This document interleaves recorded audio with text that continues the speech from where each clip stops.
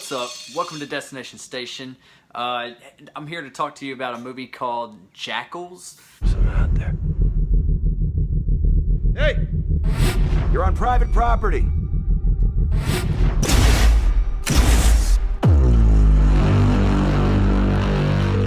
It's looks like it's going to be released from Scream Factory. It's directed by Kevin Gratiert, something like that. The only filmography of directing that he has under his belt is a couple of the Saw movies that look like that was the only thing. Like I think he did Saw, one of the earlier Saws, and I think he did Saw the Final Chapter. I really wanted to check this film out. There was a couple of characters in it. It had Stephen Dorff, it had Jonathan Scarich, something like that. He was the guy in That Thing You Do. Just can't take it anymore. I don't know if y'all remember that movie. He was like he was the main singer or whatever and the guitarist.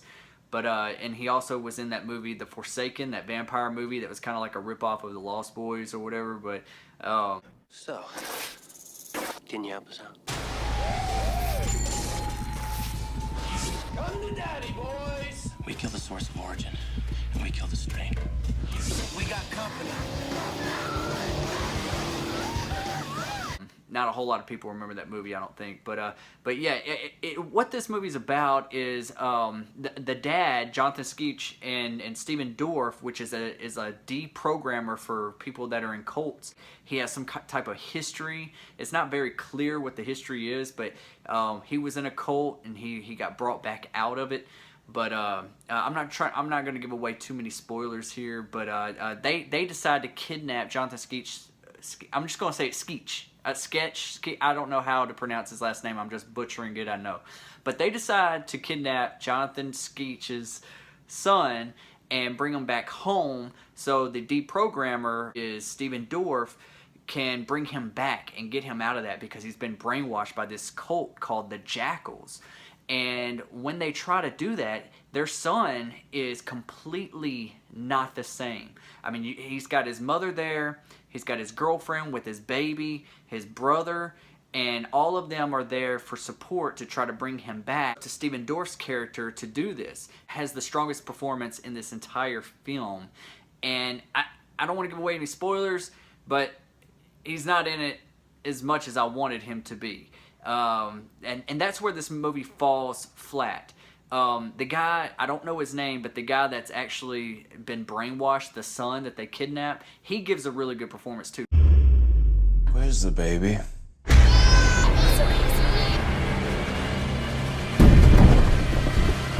My brothers and sisters, we need all the babies we can get.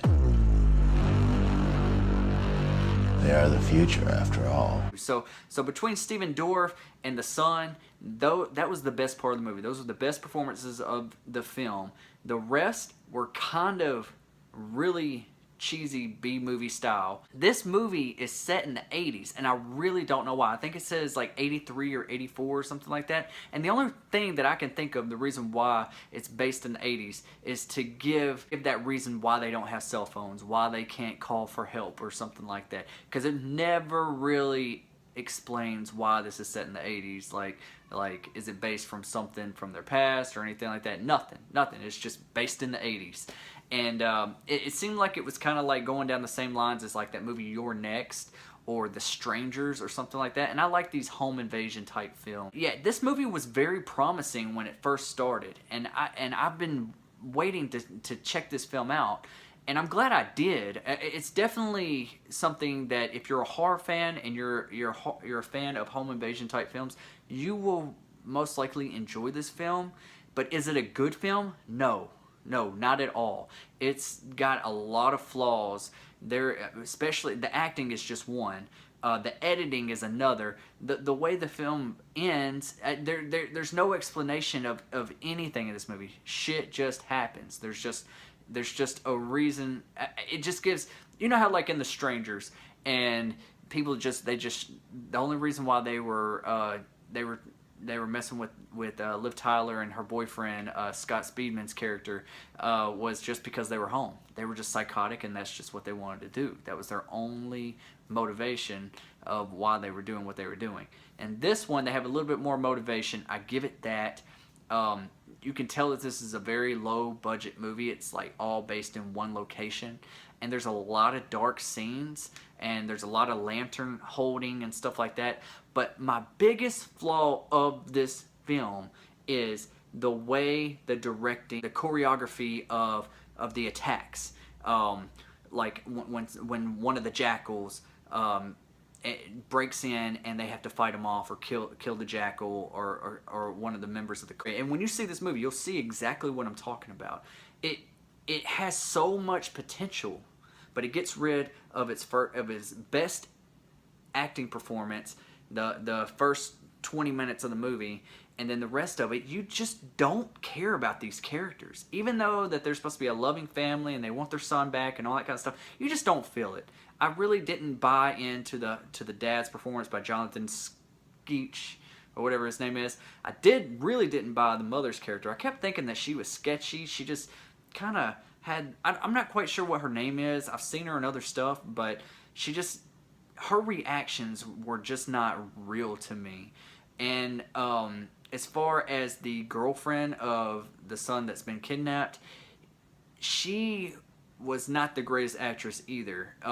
They were trying to build up her character and everything because she was the one trying to bring her boyfriend back so he could actually be a father to the baby as well. There are a few creepy elements in this film, and I'll leave the trailer in the description below so you can check it out if you have not heard of Jackals yet. Another decent performance would be the brother of the family. Sometimes he overdid it. This just seems like a rough edit of the movie, and I feel like it's one of those films that you feel like is not finished completely. And I don't know if just because of budget. I mean, it's a low budget film anyway. I think it was made on like $15 million, if that. There's nothing really to offer. There's no reasoning behind anything.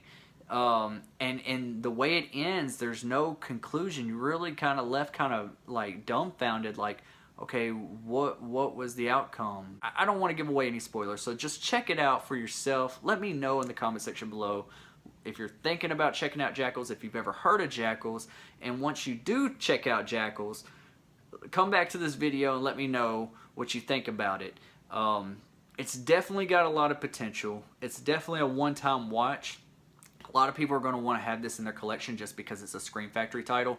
If it comes with a really sweet slipcover, I might pick it up if it's a decent price. I'm not quite sure what the release date is for it to be out on Blu-ray. If you don't know who Stephen Dorff is, he's been in a lot of films. He was in the 80s movie The Gate. Vestron just did a re-release of that film. He was the little kid in that film. He was the main bad guy in the first Blade movie that Wesley Snipes had to fight. You're a little bitch. What? Your serum?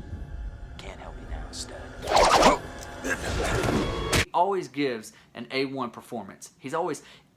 It's just that some of the movies he picks are not the best movies, but his performance is always great. Like, he's going to be playing the sheriff in the new Leatherface film, the Texas Chainsaw Massacre Leatherface film. So I'm really curious to see what he's going to bring to that role. It looks pretty intense, but that's also getting video on demand. Same as this. This is a video on demand movie. Might be in select theaters for like one night or one weekend or something. I'm not quite sure, but just check your local listings and go check this movie out if you're a horror fan. But just go in with low expectations, and I think you'll actually come out with a little bit satisfied. Just don't expect anything as great as The Strangers. I know we're getting a Strangers 2 soon, and it's supposed to be like based in a trailer park. I'm really looking forward to that film because I've got a sweet spot for these home invasion films. I have to give a rating to this movie. I kept thinking, I keep going back and forth, do I really want to give this a decent rating? I'm going to rate this movie as a D. I'm not going to say it's completely awful, and it's not something that I don't think I'd ever watch again. But it does have some good elements along the way. It just wasn't orchestrated right. It just wasn't. It just didn't deliver on what it could have been. So, but you go check it out for yourself and let me know. And don't just take my word for it. I'm just a guy that talks about movies. All right, guys. Subscribe to Destination Station. Like this video. Comment down below. Let me know once you see the film. And I'll see you guys on the next review. Toying with you. You're not gonna stop. Here, piggy, piggy, piggy, piggy, piggy, piggy, piggy. Don't forget, it is coming out this weekend, and I can't wait to see it. Be looking out for that review. Peace, guys.